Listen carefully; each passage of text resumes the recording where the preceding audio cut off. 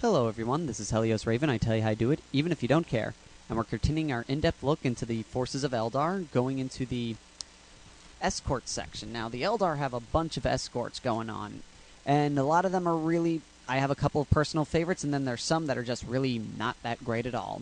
But in terms of stats, unless I say otherwise, they have 1 hit point, a speed of 10, 20, 30, turn special, shields, hull of fields, armor 4, turret 0.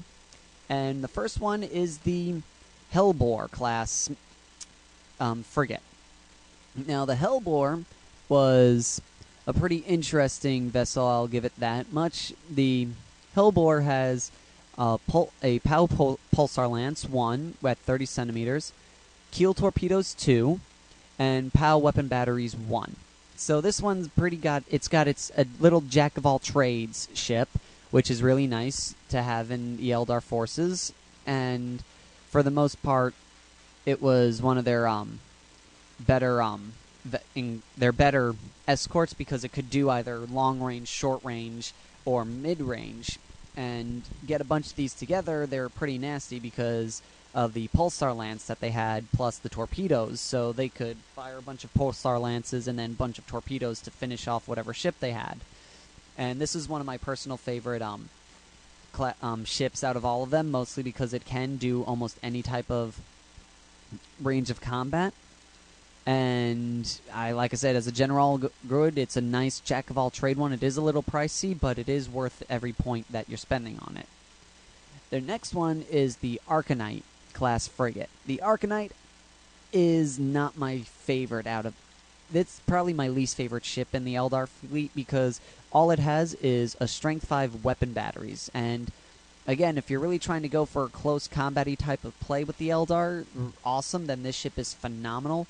Problem with them is the Eldar really shouldn't be running right up the middle and getting into close combat range because chances are, depending on your field, if you cannot get there first to get the first shots off and get away, the Eldar ships are going to explode really easily, and then you're going to be in a tight spot. So it was a great idea and concept, but when it comes to the weapon battery system, it's not going to do well because of the fact that it's basically screwed when it gets too close because the ship would get blown out of the water if it doesn't get out of there. Kind of like the Shadow class cruiser, where if it doesn't get its job done, or if it can't get the job done and not get away, then the ship is screwed. So I try to avoid using Arcanites when possible, because even though they have a lot of weapon batteries and are really nice in that factor, I actually have one model in my force, but I rarely only use it if I really need to fill in points. So I, again, don't recommend the Arcanite out of all of them because of that factor.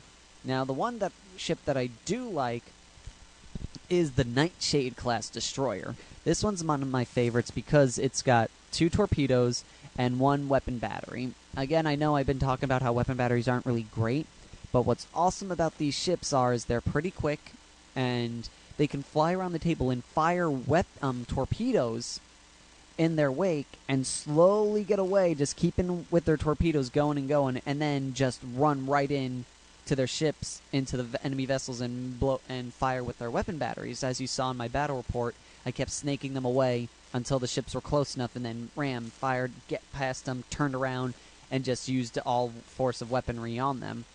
And you could probably use that strategy with the Arcanite as well, where you try to get them around to get behind the ships, but like I say, I think the Nightshade Destroyer is one of the nicer classes of vehicles that works well with the Eldar in terms of fire play.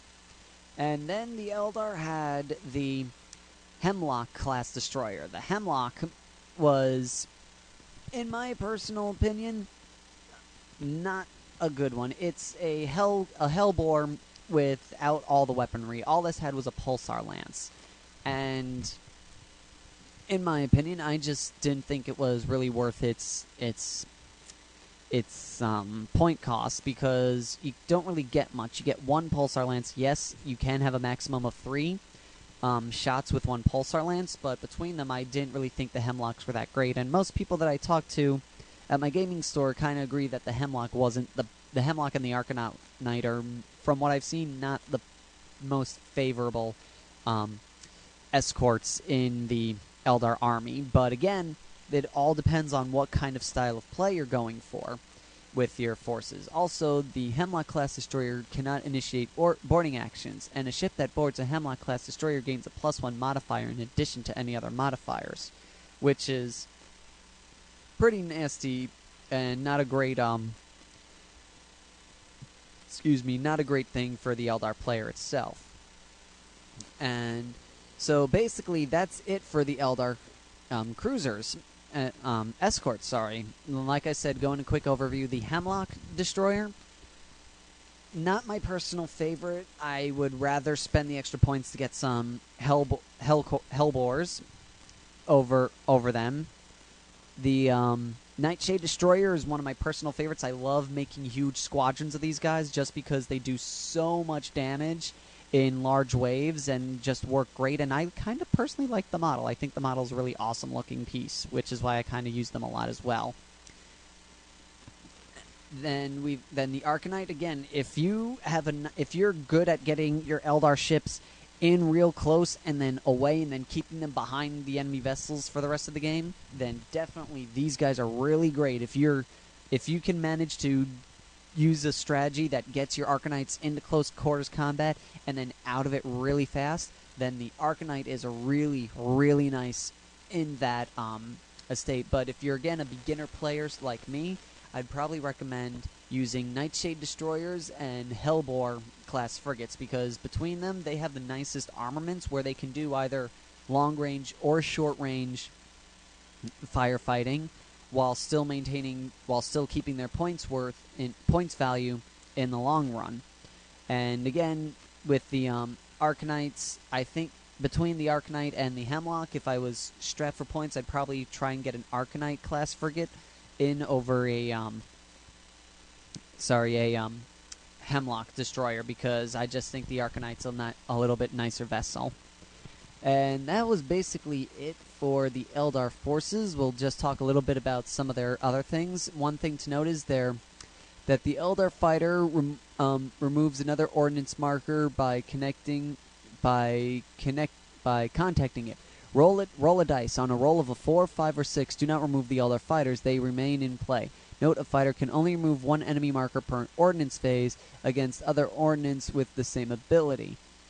It is possible that neither marker will end up being removed. If this happens, either marker is free to move away in their next turn, or may stay in place and attempt to remove their enemies again. Defense turrets need a 6 to hit Eldar bombers, rather than 4, 5, or 6 as normal, and you may re-roll the dice when determining how many attacks the Eagle Bomber makes. Remember that the second roll stands even if it's worse. So those are some notes to keep in mind with the Eldar bombers and fighters. And now, with going on to that, the Eldar command setup has a little bit different. They're allowed one. You may have one fleet commander, which is basically a prince, and he adds a +2 to your leadership, up to a maximum of 10. And if the fleet is over 750 points, a pirate prince must be included in the army. You can have up to 0 to 12 cruisers, and you may have any number of escorts. And for your fleet commander or your pirate prince, you may purchase up to 3 rerolls.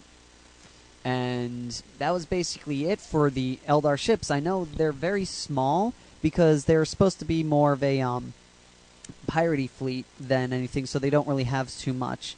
And that was basically it for the Gothic ships, and we're going to move on to the Armada handbook. So until next time, this is Helios Raven signing off.